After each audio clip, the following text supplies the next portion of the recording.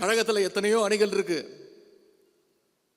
25 அணிகள் இருக்கு. ஆனா டாக்டர் கலைஞர் சொல்லுவார், எத்தனையோ அணிகள் இருந்தாலும் இளைஞர் அணி தான் முதல் அணி, முதன்மையான அணின்னு அடிக்கடி சொல்லுவார்.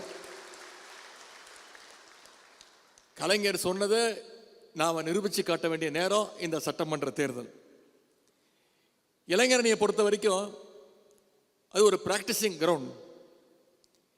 நாம இன்னைக்கு எடுக்கக்கூடிய இந்த பயிற்சி தான் நாளைக்கு உங்களுடைய தகுதியை, உங்களுடைய வளர்ச்சியை தீர்மானிக்க போகின்ற அந்த பயிற்சி. இன்னைக்கு மக்களை சந்திக்க போறோம்.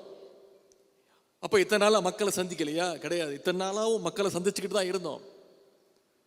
கடந்த 5 வருஷமா இந்தியாவிலே மக்களை தினமும் சந்திக்கக்கூடிய ஒரு முதலமைச்சர் நம்முடைய கழக தலைவர் என்பதை நீங்க மறந்துடக்கூடாது. தினமும் மக்கள் பணி செய்யக்கூடிய ஒரு தலைவர்.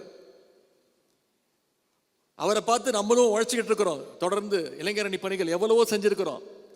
2019ஆம் ஆண்டுலேருந்து ஒவ்வொரு நாளும் இளைஞர் அணி பணிகளை நாம் செஞ்சிருக்கிறோம், பார்த்து செஞ்சிருக்கிறோம்.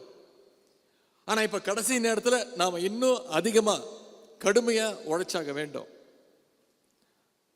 அப்பதான் இத்தனை நாள் உழைச்சதுக்கான அந்த முழு பலன் நமக்கு கிடைக்கும்.